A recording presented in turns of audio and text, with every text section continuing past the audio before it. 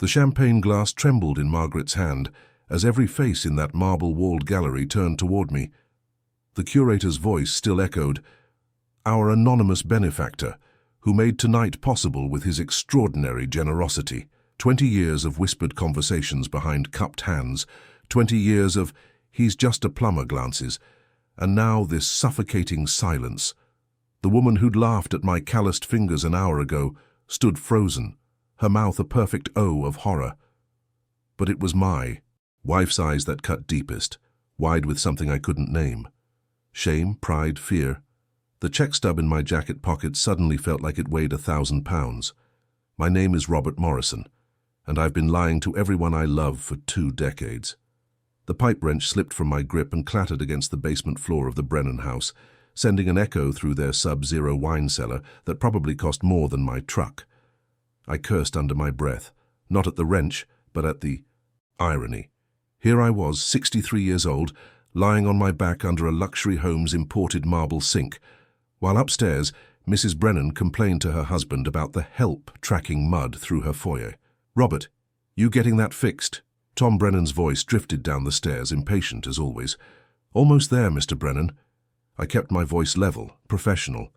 28 years in this business had taught me that tone mattered as much as skill, maybe more. The joint finally gave way, releasing a gush of water that soaked through my work shirt. December in Chicago meant basement work was brutal, cold concrete, colder pipes, and the kind of dampness that settled into your bones and stayed there. But it also meant good money. Emergency calls during the holidays paid double, sometimes triple, and the Brennans always paid premium rates without blinking. I thought about the envelope hidden in my toolbox. Inside, a cashier's check for $50,000, made out to the Chicago Contemporary Arts Foundation. Anonymous like all the others. Margaret would be at the museum right now, probably arranging flowers or discussing lighting with the other volunteers, completely unaware that her husband's Saturday emergency call was about to fund the wing expansion she'd been dreaming about for months. The irony wasn't lost on me. I'd spent the morning crawling through the sewage backup at Peterson's restaurant, then an hour in the Brennan's basement, and tonight I'd sit in the back row of Margaret's fundraising committee meeting, nodding along as they worried about whether they'd raise enough money for the new contemporary art wing. "You done down there?" Mrs. Brennan's voice now, sharper than her husband's. She appeared at the top of the stairs in what looked like a $1,000 sweater. Her nose wrinkled like the basement air offended her personally. "Just tightening the last connection, ma'am." I cranked the wrench one final time, testing the seal. Perfect. It would hold for another 20 years. Probably longer than the Brennans would live in this house. I packed my tools methodically, the way Dad taught me 40 years ago. Every wrench in its place, every fitting accounted for. The check envelope went back into the false bottom of the toolbox, underneath the spare gaskets and old invoices. Nobody looked twice at a plumber's toolbox, which had served me well over the years. Upstairs, Tom Brennan handed me a check for $350, without making eye contact. His wife had already disappeared into whatever rich people did on Saturday afternoons. The kitchen was bigger than my entire first floor, all granite and stainless steel that probably cost more than Margaret's car. "Thanks, Robert. Same as always, you didn't see anything, right?" Tom's weak attempt at humor fell flat. I knew about the wine cellar's real purpose, the hidden climate-controlled room behind the false wall where he kept his collection of stolen, pre-Columbian artifacts.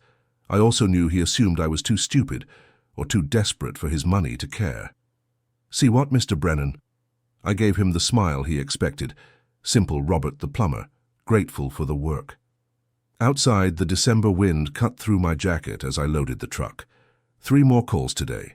The Rodriguez family's water heater, old Mrs. Chen's frozen pipes, and if I was lucky, 1 more emergency that would let me make the final payment on Margaret's Christmas surprise. She thought I didn't notice how she lingered in front of the gallery windows downtown, studying the paintings with the intensity she used to save for our daughter's homework. She thought I didn't see her browsing the art auction catalogues that came in the mail, running her fingers over photographs of paintings we could never afford. Margaret Morrison, my wife of 34 years, believed she was married to a man who made $60,000 a year fixing other people's broken pipes. She had no idea that Robert Morrison owned 18 rental properties across 3 neighborhoods, had a portfolio that most financial advisors would envy, and had been anonymously funding the arts foundation she volunteered for since its inception. The truck's engine coughed to life, protesting the cold. 28 years of emergency calls, carefully invested money, and strategic property purchases had built something neither of us had ever dared dream about. But success, I'd learned, was only as good as the secret you kept it with. I pulled out my phone and dialed Margaret's number. She answered on the second ring, her voice warm with the happiness that always came when she talked about the museum. "Robert, perfect timing. We just finished the committee meeting and I have incredible news about the fundraiser. The anonymous donor came through again. Can you believe it? $50,000 just like that. We're going to make it happen, honey. The new wing is really going to happen." The excitement in her voice made my chest tight. "That's wonderful, Maggie. You've worked so hard for this." "I know. And the gala next weekend is going to be perfect. All the major collectors will be there. And Martha says there's a rumor that the donor might actually attend this time. Can you imagine? After all these years of wondering who it is?" My hand tightened on the steering wheel. "You never know, sweetheart. Stranger things have happened." But as I hung up and headed toward the Rodriguez house, I couldn't shake the feeling that something was about to change. After 20 years of careful anonymity, of being invisible in plain sight, the weight of the secret felt heavier than usual. Maybe it was turning 63, or maybe it was the way Margaret's eyes lit up when she talked about her mystery benefactor. But for the first time in years, I wondered what would happen if the truth finally came out. The Rodriguez call was routine. Water heater pilot light, 15-minute fix. But as I knelt beside their ancient furnace, listening to Maria Rodriguez apologize for the small space and the smell of last night's dinner, I thought about the check in my toolbox and the gala invitation Margaret had left on our kitchen counter. Next Saturday night, she'd be surrounded by Chicago's art elite, discussing acquisitions and installations with people who'd never gotten their hands dirty a day in their lives. And I'd be home, watching the game, playing the part of the simple working man, who wouldn't fit in at such a fancy event. Except this time something felt different. This time I found myself wondering what would happen if Robert Morrison, master plumber, showed up to Margaret's gala wearing his only suit and his wedding ring, and claimed his place beside the wife who'd never known exactly who she'd married. The pilot light caught with a soft whoosh, and I knew that the careful, quiet life I'd built was about to get very complicated. The hot shower couldn't wash away the cold that had settled in my bones, but it did give me time to think. Steam filled our small bathroom while I scrubbed engine oil and pipe compound from under my fingernails, the same ritual I'd performed thousands of times over the years. Margaret was downstairs making dinner, humming something classical she'd probably heard at the museum. The sound drifted up through our old house's thin walls, mixing with the smell of her famous Saturday night pot roast. Our house. I caught myself in the bathroom mirror, water dripping from graying hair onto shoulders that showed every one of my 63 years. This house that Margaret loved, with its creaky floors and drafty windows, could have been replaced a dozen times over with something worthy of her dreams. Instead, we'd stayed here in Logan Square in the same 3-bedroom bungalow we'd bought when Sarah was born, back when it took both our paychecks just to make the mortgage. Margaret never complained, not once. Even when the Hendersons next door built their addition, or when the Williams family across the street bought their daughter that brand new Honda for graduation, Margaret Morrison, who could spot a fake Monet from 50 yards and knew more about color theory than most art professors, simply smiled and said we had everything we needed. But I saw her sometimes, standing at our kitchen window that looked out onto Mrs. Peterson's garden, and I knew she was seeing something else entirely. Some life where she didn't have to choose between buying groceries and buying art supplies, where she could paint in a studio instead of our converted basement, where her husband didn't come home every night smelling like other people's problems. "Robert, dinner's ready?" Her voice carried the same warmth it had 34 years ago when she was Margaret Sullivan and I was the guy from the neighborhood who somehow convinced her to marry him. I pulled on clean jeans and the flannel shirt she'd bought me for Christmas 2 years ago. Downstairs, our kitchen table was set for 2, complete with the cloth napkins she insisted on using even though it was just us. The pot roast sat in the center, surrounded by carrots and potatoes that made the whole house smell like Sunday dinner at my mother's. How were the emergency calls? She ladled gravy over my plate with the practiced efficiency of 3 decades. Her hair, still more brown than grey, was pulled back in the ponytail she wore when she'd been painting. A tiny smear of blue acrylic on her wrist confirmed my suspicion. The Brennans had a pipe burst in their wine cellar. Took longer than expected. I cut into the meat, perfectly tender as always. What about you? Get some painting done? Her face lit up the way it always did when I asked about her art. I started something new today. Remember that photograph from our anniversary trip to Door County? The lighthouse at sunset. I'm trying to capture the way the light hit the water, but it's tricky. The reflection keeps looking flat. I remembered that lighthouse. We'd driven up there last September for our anniversary, stayed in a bed and breakfast that cost me 2 days emergency call money. Margaret had stood on those rocks for an hour, watching the light change, taking pictures with her old digital camera, while I sat on a driftwood log and watched her work. You'll figure it out. You always do. And she would. Margaret had a way of seeing light that amazed me, even after all these years. The committee is so excited about next Saturday. She served herself a smaller portion, the way she always did, making sure there was enough for my lunch the next day. Ellen Hartwell is lending 3 pieces from her private collection for the display. Real impressionists, Robert, Monet, Renoir, and a small Degas sketch that's never been shown publicly. That's something. I kept my voice neutral, but my mind was already working. The Hartwell collection was worth millions. Ellen Hartwell, the widow of some pharmaceutical executive, had been collecting for 40 years and was notoriously particular about where her pieces were displayed. She only agreed because of the anonymous donors' contributions. Ellen told Martha that she'd been watching the foundation for years, waiting to see if we were serious about building something permanent. Margaret's eyes grew distant. Robert. What kind of person gives away hundreds of thousands of dollars and never wants credit for it? I chewed slowly, buying time. Maybe someone who understands what art means to people like you. But it's so much money. Over the years, it has to be close to $500,000. Who has that kind of money and doesn't want recognition? It doesn't make sense. $500,000 was actually low. If she knew about the property I'd quietly donated for the new sculpture garden, or the consulting fees I'd paid to bring in guest curators from New York, the number would be closer to $800,000.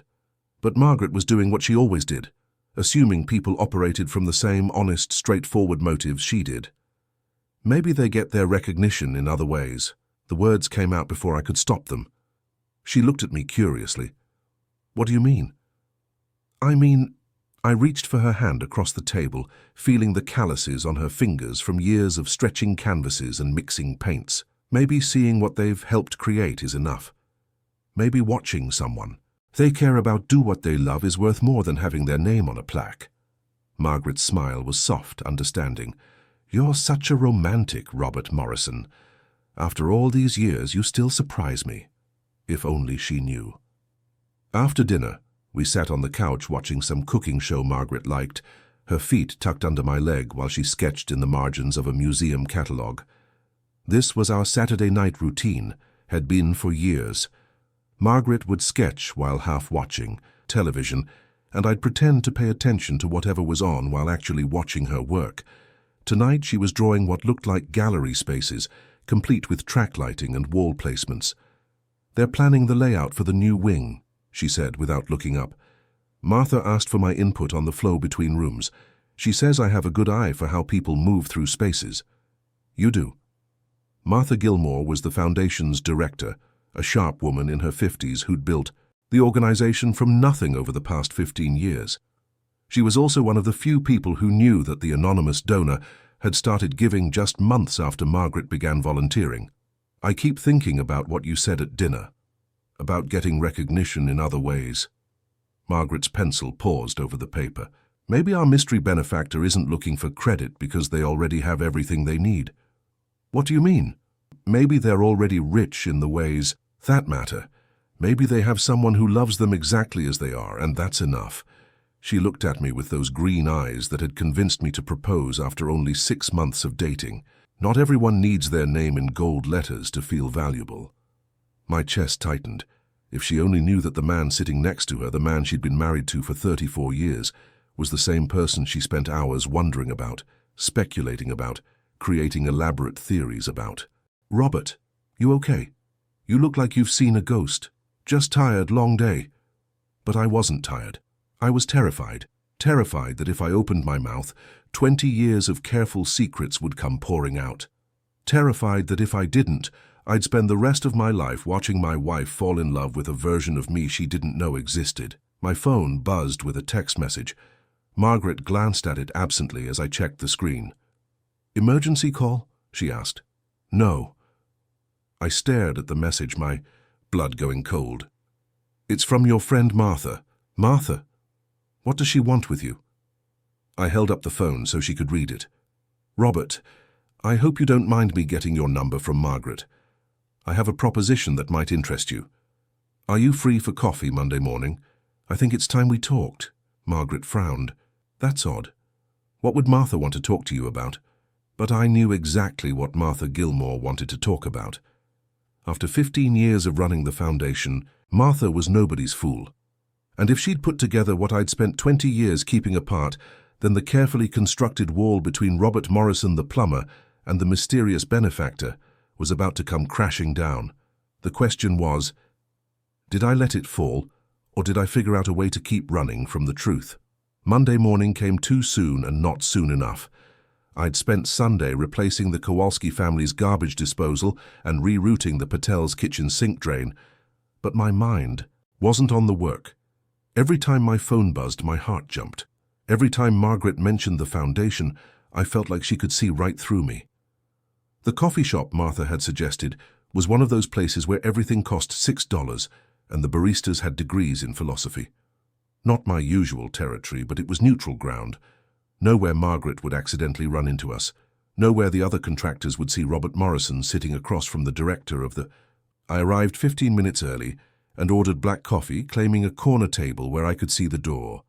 My hands felt too big for the tiny ceramic cup, too rough for the sleek wooden table.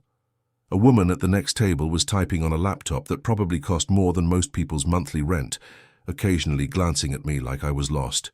Maybe I was. Martha walked in at exactly 9 o'clock, moving with the kind of confidence that came from years of asking wealthy people for money. She spotted me immediately, which somehow made everything worse. No hesitation, no second guessing. She knew exactly who she was looking for. "Robert." She sat down across from me without ordering anything, folding her hands on the table. Up close, Martha Gilmore looked older than I'd expected, probably mid-50s, with the kind of sharp intelligence that missed nothing. "Thank you for coming." "Ms. Gilmore." I kept my voice steady, falling, back on 30 years of dealing with customers who thought they were smarter than me. "I have to admit, I'm curious what this is about." She studied my face for a long moment, and I felt like a specimen under a microscope. "How long have you been married to Margaret?" 34 years this past September. The answer came automatically, but the question confused me. She already knew that. And in all that time, has she ever mentioned wanting to take art classes? Real classes, not the community center workshops she's been doing. The question hit me sideways. "I'm sorry, what does this have to do with..." "Just answer the question, Robert." "Yes, she's always talked about studying at the Art Institute, taking figure drawing, color theory, that kind of thing. But the classes are expensive, and with my schedule..." I let the sentence trail off. It was true as far as it went. Margaret had stopped mentioning the classes years ago, around the same time she stopped talking about a lot of her dreams. Martha nodded like I'd confirmed something she already knew. "What about travel? Has she ever mentioned wanting to see the great museums? The Louvre, the Met, the Uffizi?" My coffee was getting cold, but I couldn't seem to pick up the cup. "Look, Ms. Gilmore, I don't understand what this is about. If this is some kind of fundraising thing..." "It's not." She leaned forward slightly. "Robert, I've been running the foundation for 15 years. In that time, I've learned to recognize patterns. And one pattern I've noticed is that our anonymous donors' contributions always seemed to align perfectly with Margaret's interests. The coffee shop suddenly felt too warm. A burst of laughter from the barista counter made me jump. "I don't follow." "Don't you?" Martha's voice was gentle, but her eyes were steel. When Margaret mentioned how much she loved Impressionist paintings, we received a donation specifically for our French collection. When she worried about proper lighting for the sculpture display, money appeared for a new lighting system. When she dreamed about bringing in guest lecturers, suddenly we had the budget for a visiting artists program. I felt the walls closing in. That sounds like coincidence to me. Does it? Martha reached into her purse and pulled out a manila folder. "Because I've been doing some research, Robert. Did you know that property transfers are public record?" My blood went cold. "The lot where we're building the new sculpture garden. It was donated by Morrison Holdings, LLC. Same name as yours, interesting coincidence." She opened the folder and slid a document across the table. "And this building permit application for the renovation work on the main gallery? The contractor listed is Morrison Property Services. Again, such an unusual surname to keep appearing." I stared at the papers without really seeing them. 20 years of careful planning, of using different business names and shell companies, and I'd been undone by my own name. "I don't know what you think you found, but—" "Robert!" Martha's voice cut through my denial like a knife. "I'm not here to expose you. I'm here to offer you something." That stopped me cold. "What?" "Margaret is brilliant. She has an eye for art that most people spend decades training to develop. She understands color, composition, emotional impact. She sees things that even some of our board members miss." Martha closed the folder and leaned back. "She also hasn't painted anything larger than a canvas board in 5 years because she doesn't have proper studio space, proper supplies, or proper training. We get by fine. Getting by isn't the same as living, Robert, and you know it, or you wouldn't have spent the last 20 years trying to give her the world without her knowing it was you." The accusation hung between us like smoke. I could deny it, pack up, and walk away. Go back to emergency calls and Saturday dinners and pretending that Robert Morrison was just a plumber who got lucky with a woman out of his league. Instead, I asked, "What kind of offer?" Martha smiled, and for the first time since she'd walked in, she looked genuinely pleased. "The foundation has been invited to participate in an artist exchange program with galleries in Paris and Florence. 6 months, all expenses paid, working directly with curators and established artists. It's a once-in-a-lifetime opportunity. Sounds expensive." "It is. About 40,000 for the full program, plus living expenses." She paused. "We received an anonymous donation yesterday that covers the entire cost, contingent on Margaret being selected as our participant." My mouth went dry. "I never made any such donation." "No?" Martha's eyebrows rose in mock surprise. "How strange. The wire transfer came from Morrison Financial Services, I assumed." She let the sentence hang. I'd been caught. Completely, thoroughly caught. And somehow, instead of panic, I felt something that might have been relief. "What do you want from me?" "I want you to stop hiding." Martha leaned forward again, her voice intense. "Margaret is a remarkable woman, Robert. She deserves to know that she's married to a man who values her dreams enough to move mountains to make them come true. And you deserve to stop carrying this alone. She'll never forgive me for lying to her for 20 years. "Are you sure about that?" Martha stood up, gathering her things. "Or are you more afraid that she'll forgive you too?" "Easily." She was halfway to the door before she turned back. "The gala is Saturday night, Robert. Margaret will be there, presenting the new wing plans to the board. She'll be surrounded by people who appreciate her vision, her talent, her dedication." Martha paused. "It would be a shame if the person who made it all possible wasn't there to see her moment." After she left, I sat in that overpriced coffee shop for another hour, staring at my reflection in the black surface of my cold coffee. Outside, the city moved at its usual frantic pace. Delivery trucks, pedestrians, the elevated train rumbling overhead, normal people living normal lives, with normal problems and normal secrets. But there was nothing normal about what Martha was asking me to do. She wanted me to walk into Margaret's world, the world of gallery openings and wine tastings, and people who knew the difference between Monet and Manet, and claim my place as the man behind the curtain. She wanted me to tell my wife of 34 years that I'd been lying to her since the day we met. My phone buzzed with a text from Margaret. "How was your morning, honey? I'm having lunch with Martha today to go over final details for Saturday.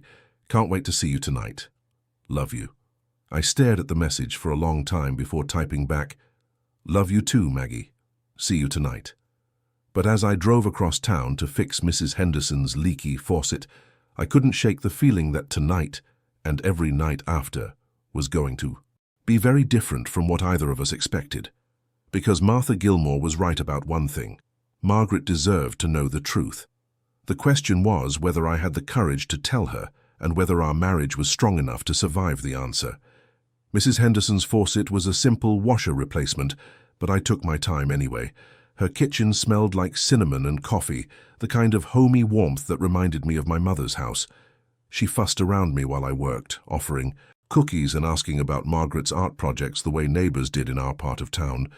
"She's so talented, your wife," Mrs. Henderson said, settling her 70-year-old bones into a kitchen chair. "Remember when she painted that mural on the side of Peterson's grocery? Made the whole block look fancy."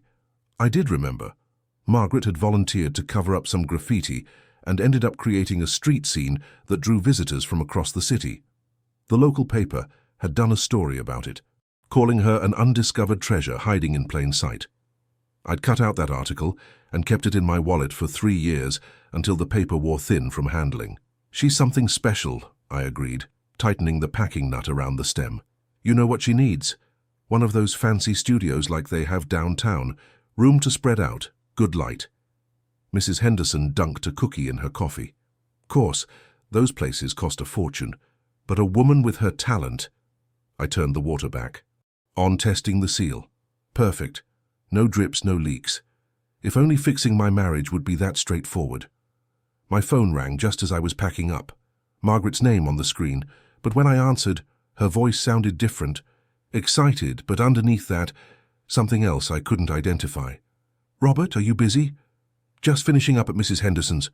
"What's wrong?" "Nothing's wrong. It's just... Can you come home? I need to talk to you about something." The drive back to Logan Square felt longer than usual. Every red light gave me more time to imagine what Martha might have said over lunch, how much Margaret might have figured out. By the time I pulled into our driveway, my hands were sweating despite the December cold. Margaret met me at the door, still in her good clothes from lunch. Her cheeks were flushed, her eyes bright with an energy I hadn't seen in months. "Sit down," she said, practically pulling me toward the kitchen table. "I have incredible news." I sat, trying to read her expression. Excited, definitely, but also something that looked like confusion, maybe even suspicion. "Martha offered me something today. Something amazing." Margaret sat across from me, her hands clasped so tightly her knuckles were white. "Robert, they want to send me to Europe. 6 months, studying with master artists in Paris and Florence. All expenses paid." I kept my face carefully neutral. "That sounds wonderful, Maggie." "It is wonderful. It's everything I've ever dreamed of." She paused, studying my face. "But there's something strange about it." My stomach dropped. "Strange how?" "The funding. Martha says it came from the anonymous donor, but specifically for me. Not for the foundation, not for the program in general. For me." Margaret's voice was quiet, thoughtful. "Robert, who do we know that would give $40,000 to send me to Europe?" The question hung between us like a loaded gun. I could feel the careful structure of 20 years starting to crack, pieces falling away despite my efforts to hold them together. "Maybe it's someone who believes in your talent," I said carefully. "But who? And why?" Margaret stood up, pacing to the window that looked out on our small backyard. "Martha kept asking me questions about you today. About your work, about your schedule, about how we met. It felt like she was fishing for something." My mouth went dry. "What kind of questions? Whether you'd ever shown interest in art before we met. Whether you'd ever mentioned wanting to travel. Whether—" She turned back to face me, and I saw something in her eyes that made my chest tight. "Whether you'd ever kept secrets from me." The silence stretched between us, heavy with 20 years of careful omissions and deliberate misdirection. Outside, a neighbor's dog was barking, and somewhere down the street, someone was running a leaf blower. Normal sounds of a normal Monday afternoon in a normal neighborhood where normal people lived normal lives. Maggie, there's something else. She returned to the table, sitting on the edge of her chair like she was ready to run. Martha mentioned that the donor has been giving for exactly as long as I've been volunteering. 20 years, Robert, to the month. I felt the walls closing in, but part of me, a part I'd been ignoring for too long, felt relief. Maybe it was time. Maybe carrying this secret had been harder than I'd admitted, even to myself. And you think that's significant? I think it's impossible to be a coincidence. Margaret's voice was gaining strength, the way it did when she was working through a complicated painting problem. I think someone has been watching me, learning what I care about, and using that information to help the foundation. Is that such a bad thing? It's not bad, it's... She struggled for words. It's personal, intimate. Someone knows me better than I know myself. Her eyes locked onto mine. Robert, who knows me that well? The question was a trap, but it was also an invitation. I could keep lying, keep deflecting, keep protecting the careful balance we'd built. Or I could trust the woman who'd loved me for 34 years to handle the truth. Before I could answer, my phone buzzed with a text message. Margaret glanced at it automatically as I checked the screen, and I saw her face change as she read the words. Property inspection confirmed for Morrison Holdings. Gallery renovation begins next week. Morrison Holdings? Her voice was barely a whisper. I stared at the phone, realizing I'd forgotten to change the contact name for the construction company. For 20 years, I'd been so careful about separating my business interests from my home life, and I'd been undone by a text message. Robert. Margaret's voice was steady now, but there was something underneath it that I'd never heard before. What is Morrison Holdings? I could lie. Claim it was spam, wrong number, someone else with the same name. I could probably even make her believe it, at least for a while. Instead, I set the phone down on the table between us and looked into the green eyes that had been home to me for more than half my life. It's mine, Maggie. It's all mine. The words came out smaller than I'd intended, but they filled the kitchen like thunder. Margaret stared at me for a long moment, her face cycling through confusion, understanding, and something that might have been betrayal. What's yours, Robert? The properties, the donations, the foundation. I took a shaky breath. All of it. It's all been me. Margaret stood up so quickly her chair scraped against the floor. She walked to the window again, her back to me, her shoulders rigid with tension. 20 years, she said finally. 20 years, Robert. Maggie, let me explain. 20 years of wondering who this mysterious benefactor was. 20 years of feeling grateful to a stranger. She turned around, and I saw tears in her eyes. 20 years of marriage to a man I apparently don't know at all. The pain in her voice cut deeper than any anger could have. I'd spent so long protecting her from the truth that I'd forgotten to protect her from the lie. But before I could find words to bridge the gap I'd created, Margaret asked the question I'd been dreading for 2 decades. If you've had this money all along, Robert, why are we still living like this? Why have you let me think we were struggling when you could have given me everything I ever wanted? And that's when I realized that the money had never been the real secret at all. The silence stretched between us like a chasm. Margaret stood by the window, her reflection ghost-like in the glass, while I sat at our kitchen table, trying to find words for something I'd never had to explain before. You want to know why? I finally said. Because I was terrified of losing you. She turned around, her face a mixture of confusion and hurt. Losing me?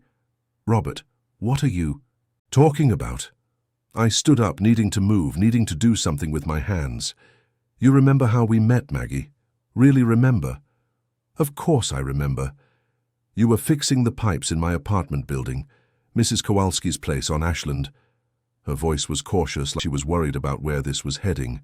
You were 28 years old, working at that fancy art gallery downtown. Designer clothes, college degree, parents who owned that big house in Evanston. I walked to the sink, gripping the edge of the counter. And I was the guy in work boots who showed up to fix your toilet. That never mattered to me. Didn't it? I turned to face her. Because it mattered to everyone else. Your friend Carol, who kept asking when you were going to find someone more suitable. Your mother, who introduced me to people as Margaret's plumber friend for the first 5 years we were together. Your father, who pulled me aside before our wedding and asked if I was sure I could provide adequately for his daughter. Margaret's face softened. Robert, that was 34 years ago. Why are you bringing this up now? Because it never stopped, Maggie. It just got more subtle. I moved to the kitchen table, bracing my hands against the back of my chair. Every dinner party where people asked what I did for work, and then changed the subject. Every time we had to decline some invitation because we couldn't afford it. Every time I watched you stand in front of a painting, you loved and then look at the price tag and walk away. We were building a life together. That's what couples do. They make sacrifices. But what if we didn't have to? The words came out louder than I intended. What if I could have given you everything you wanted from the beginning, but I was too scared you'd love the money more than you loved me? Margaret stared at me like I was speaking a foreign language. You think I'm that shallow? After 34 years of marriage, you think I would have loved you less if you'd had money? I think you would have loved someone else entirely. I pulled out the chair and sat down heavily. Margaret, when we got married, I had $17 in my checking account and a truck that barely ran. You fell in love with Robert Morrison, the working-class guy who brought you wildflowers instead of roses because that's all he could afford. What if you'd known I was Robert Morrison, the guy who owned half a dozen rental properties and played the stock market like a chess game? Then I would have fallen in love with that Robert Morrison. Her voice was fierce now, angry in a way I rarely heard. Robert, how can you not understand that after all these years? Because you didn't fall in love with Tom Brennan, I shot back. Or with any of the other wealthy men who asked you out before you met me. You chose the plumber, Maggie. You chose the guy who was safe, who wouldn't change your life too dramatically, who wouldn't make you question who you were. That's not... She stopped, her mouth hanging open. Is that really what you think?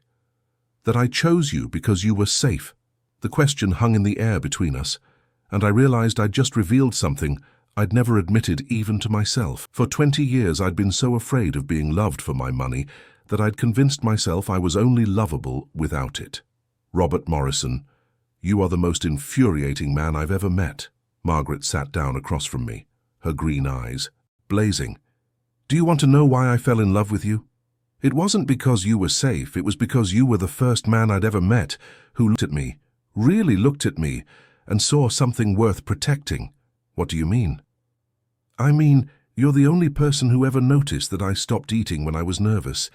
The only one who realized I was working 60-hour weeks because I was too proud to ask my parents for help with rent. The only one who brought me soup when I was sick and didn't expect anything in return. Tears were running down her cheeks now. You fell in love with me, Robert. Not with my potential, not with what I could become, but with exactly who I was in that moment. Do you have any idea how rare that is? I felt something breaking open in my chest, 20 years of carefully constructed fears crumbling all at once. But if you'd known about the money, if I'd known about the money, I would have been impressed that you'd built something from nothing. I would have been proud that you were smart enough and driven enough to create financial security for us. She reached across the table and took my hands. What I wouldn't have done is love you any less. Then why does this feel like I'm losing you? Margaret was quiet for a long moment, her thumbs tracing over my knuckles. When she finally spoke, her voice was gentle but firm. Because you've been lying to me for 20 years, Robert. Not about money, about trust. You've been making decisions for both of us, deciding what I could handle, what I deserved to know. She pulled her hands back. You've been treating me like a child who needed to be protected from her own life. The truth of it hit me like a physical blow. I was trying to protect you. From what? From having choices? From being able to pursue my dreams without worrying about money? From being married to a successful man instead of just a hard-working one? Margaret stood up again, pacing to the refrigerator where she'd hung one of her paintings, a small landscape she'd done from memory of our anniversary trip. Robert, do you know what the hardest part of the last 20 years has been? I shook my head. Watching you come home exhausted every night, knowing you were working yourself into the ground for us, and feeling guilty that I wasn't contributing more, settling for community center art classes when I dreamed of studying with masters, buying canvas boards instead of real canvas because real canvas felt too expensive. She turned back to me, feeling like my dreams were a luxury we couldn't afford. But I was trying to give you everything you wanted, the donations, the foundation. As a stranger, Robert, you were giving me everything I wanted as a stranger. Her voice broke. Do you understand how that feels? To find out that the person I've been grateful to, the person I've wondered about and admired from afar, was my own husband, who didn't trust me enough to tell me the truth? Before I could answer, my phone rang. Margaret glanced at the screen and her face went pale. It's Martha again, she said quietly. I looked at the phone, then at my wife's tear-stained face, and made a decision that probably should have been made 20 years ago. Answer it, I said. It's time Martha heard from both of us. Margaret stared at the phone like it might explode. 3 rings, 4. On the 5th, she reached over and answered, her hand trembling slightly. Hello, Martha. Her voice was steadier than I'd expected. Margaret, perfect timing. I hope your conversation with Robert went well. Martha's voice carried clearly through the speaker, bright and expectant. Margaret's eyes found mine across the table. You could say that. Wonderful. I was calling because we've had a development with Saturday's gala. Our mystery benefactor has made an additional request. Martha paused, and I could practically hear her smile through the phone. He wants to attend. The blood drained from Margaret's face. Attend? I know, it's unprecedented. After 20 years of anonymity, he wants to be there for the wing dedication. He's requested a private meeting with you before the event begins. Martha's voice grew more excited. Margaret, you're finally going to meet the person who's believed in your vision all these years. Margaret looked at me with an expression I couldn't read. Martha, I need to tell you something. Of course, dear. What is it? I know who the anonymous donor is. The silence on the other end stretched for so long I wondered if the call had dropped.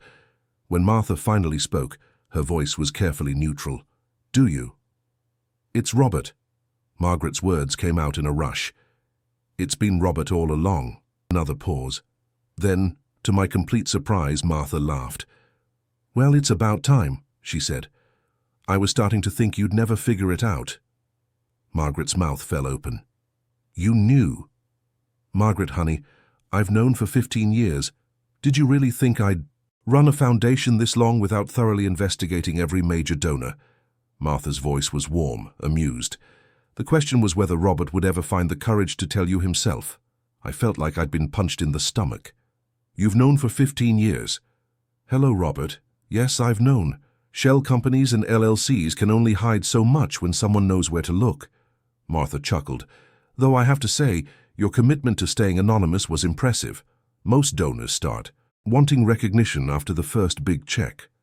Margaret was staring at me with a mixture of amazement and something that might have been respect. 15 years? And you never said anything? It wasn't my place to say anything. Robert's reasons for staying anonymous were his own. Martha's voice grew serious. But Margaret, I've watched you for 20 years. I've seen you sacrifice your own dreams to support what you thought was your family's financial limitations, and I've watched Robert sacrifice his own recognition to make sure you had everything you needed to flourish. But why didn't you tell me? Margaret's voice was small. Because some things have to be discovered, not revealed. Because trust isn't something that can be forced. It has to be chosen. Martha paused. Robert, are you there? I'm here. My voice came out rougher than I intended. Good, because I have a proposition for both of you. Margaret and I exchanged glances. After the morning's revelations, I wasn't sure either of us could handle any more surprises. What kind of proposition? Margaret asked. The gala on Saturday. Robert, you're going to attend as yourself, not as the mysterious benefactor, but as Margaret Morrison's husband. You're going to walk into that room full of Chicago's art elite, and you're going to let everyone see exactly who you are. My chest tightened. Martha, I don't think... And Margaret, Martha continued, cutting me off. You're going to present the new wing design, not just as a volunteer, but as the artist whose vision shaped every detail. Because that's what you are, dear. You're not just Robert's wife or the Foundation's volunteer. You're an artist in your own right. Martha, I appreciate what you're trying to do, but... Margaret started. No buts. Listen to me, both of you. Robert, you've spent 20 years trying to give Margaret everything she wanted while hiding who you really are. And Margaret, you've spent 20 years accepting less than you deserved, because you thought that's all your family could afford. Martha's voice grew firm. Saturday night, that ends. What do you mean? I asked. You're going to walk into that gala together. Robert, you're going to shake hands with Tom Brennan and Ellen Hartwell and everyone else who's ever treated you like just a plumber. You're going to let them see that the man who funds their art appreciation is the same man who fixes their toilets. Martha paused. And if they don't like it, they can. Find another anonymous benefactor. Margaret was looking at me with an expression I'd never seen before. It wasn't quite admiration, but it wasn't disappointment either. It was something that might have been pride. What if they don't accept us? Margaret asked quietly. Then they don't deserve you, Martha said simply. But Margaret, I think you'll be surprised. The art world isn't as elitist as you think. Most of the people who'll be there on Saturday care more about passion and vision than they do about pedigree. I thought about Tom Brennan's wine cellar, about Ellen Hartwell's private collection, about 20 years of being invisible in plain sight. And if they do care about pedigree, then you'll discover that 20 years of supporting the arts anonymously has given you more credibility than most of them will ever have. Martha's voice was steel now. Robert, you've done something remarkable. You've built a fortune from nothing, and you've used that fortune to make your... That's not something to hide from, that's something to be proud of. Margaret reached across the table and took my hand. She's right, Robert. Is she? I looked into my wife's green eyes, searching for any trace of the anger that had been there an hour ago. Are you sure about this, Maggie? Because once we walk in there together, there's no going back. Everyone will know. Everyone will know what? That I'm married to a man who loves me enough to spend 20 years making my dreams come true. Margaret's grip on my hand tightened. That I'm married to someone who built something from nothing and chose to share it with the world instead of keeping it for himself. That you're married to someone who lied to you for 20 years.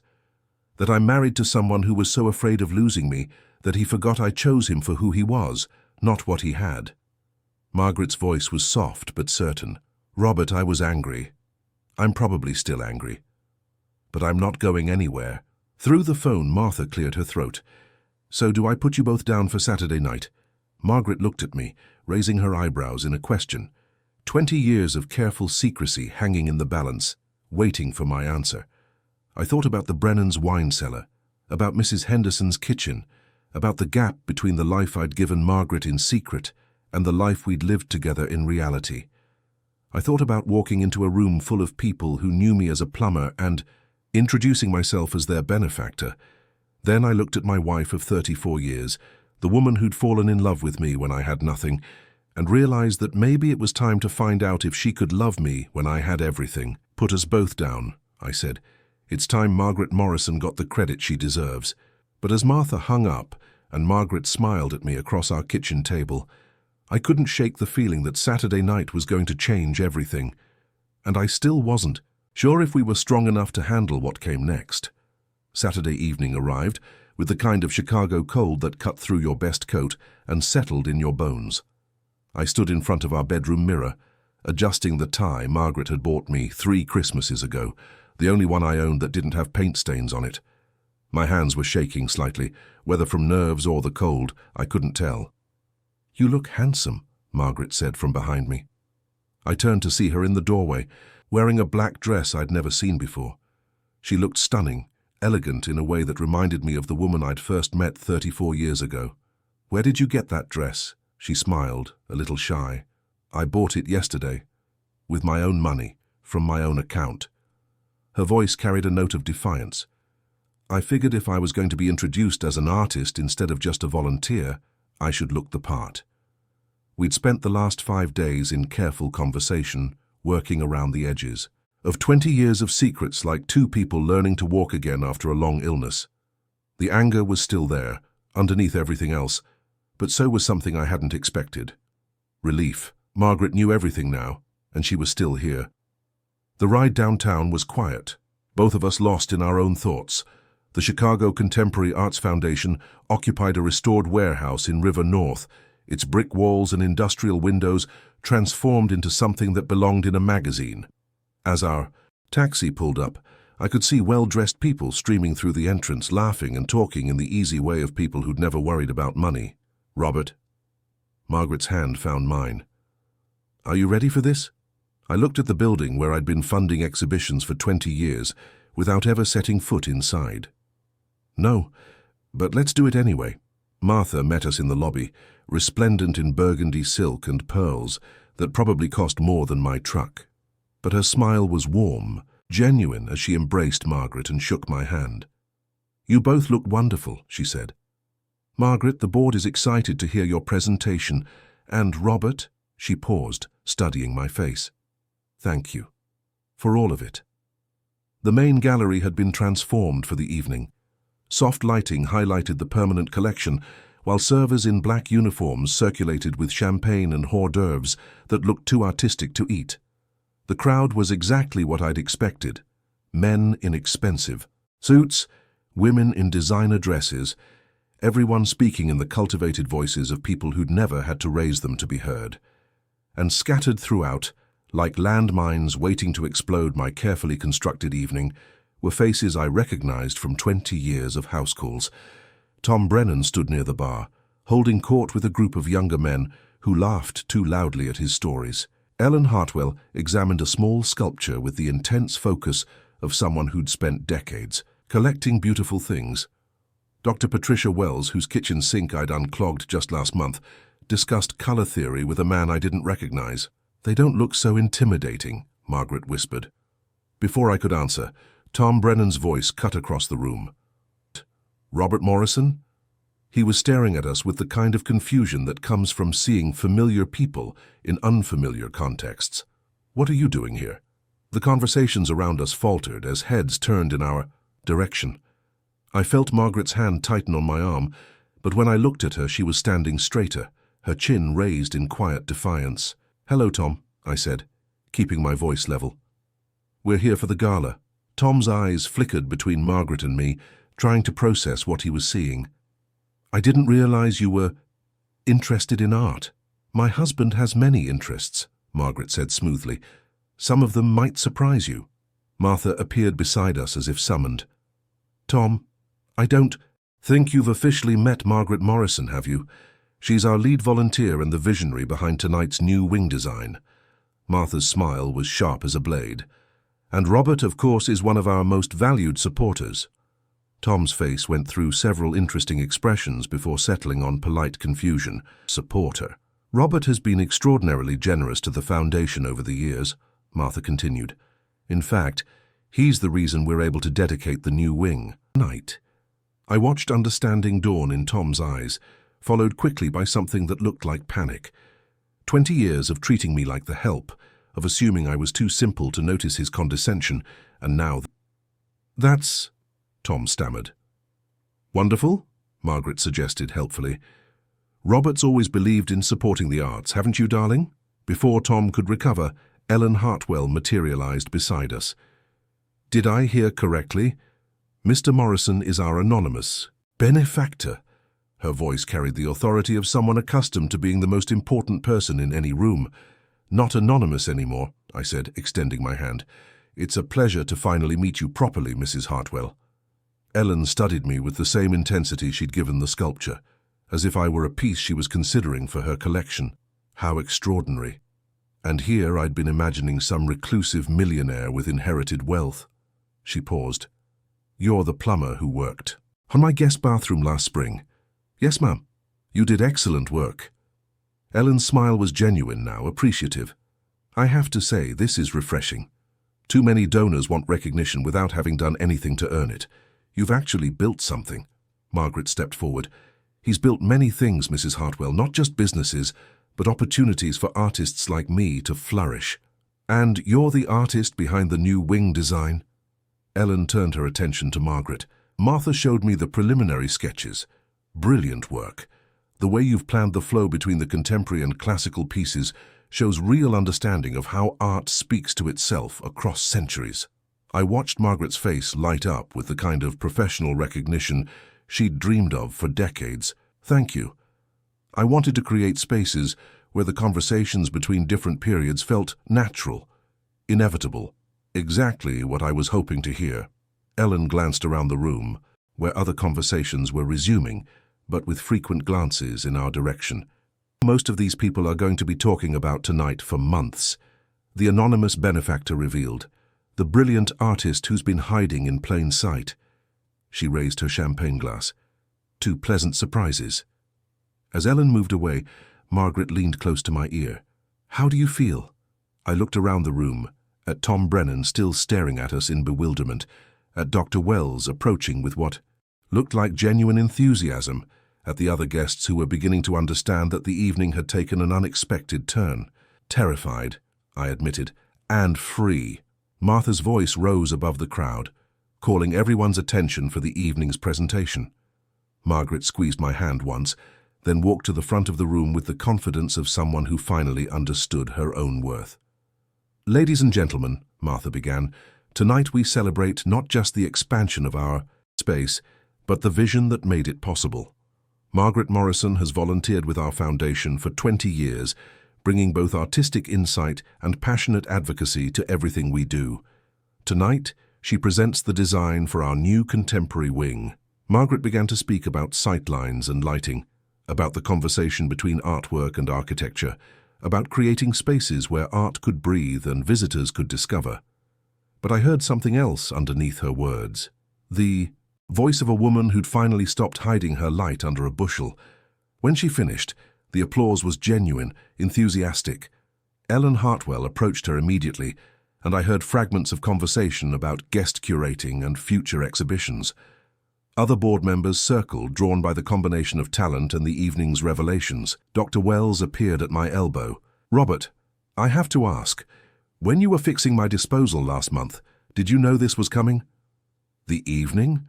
No, but Margaret's talent, I smiled. I've known about that for 34 years. As the evening wound down, Margaret and I found ourselves standing before a small Monet that had been her favorite since the foundation first acquired it. The impressionist brushstrokes seemed to shimmer in the gallery lighting, capturing something ephemeral and making it permanent. Do you think we'll survive this? She asked quietly. The gala? The truth. She turned to face me, her green eyes serious. 20 years of secrets, Robert. That's a lot to come back from. I thought about the morning at Mrs. Henderson's kitchen table, about the weight of the check stub in my pocket, about all the small moments when I'd chosen protection over honesty. I don't know, I said finally, but I know we're going to try, and I know I'm done lying to you. Margaret nodded, studying my face like she was seeing it for the first time. Good, because I'm done accepting less than I deserve. And from you. Fair enough. As we walked toward the exit, Martha intercepted us one last time. So, what's next? The Paris program starts in March. Margaret looked at me, raising her eyebrows in question. What do you think? 6 months in Paris, studying with masters? I thought about our house in Logan Square, about emergency calls and Saturday night dinners and all the comfortable routines we'd built over 3 decades. Then I thought about Margaret standing in front of the Louvre, seeing the paintings she'd only known from books, finally having the chance to study with artists who could challenge her the way she deserved to be challenged. I think, I said, it's time Mrs. Morrison had everything she's ever wanted. Margaret's smile was radiant, transformative. Even if it means spending 6 months married to Robert Morrison, successful businessman, instead of Robert Morrison, neighborhood plumber. Especially then, I said, because it turns out they're the same person. I just forgot that for a while. As we stepped out into the Chicago night, the cold air sharp and clean after the warmth of the gallery, I realized that the man walking beside Margaret Morrison wasn't the same one who'd woken up that morning. The secrets were gone, the careful constructions dismantled. What remained was simpler and more complicated than anything I'd built before. Just Robert and Margaret Morrison, finally ready to discover who they could be when they stopped hiding from each other. The Future stretched ahead of us. Uncertain but honest, and for the first time in 20 years, that felt like enough.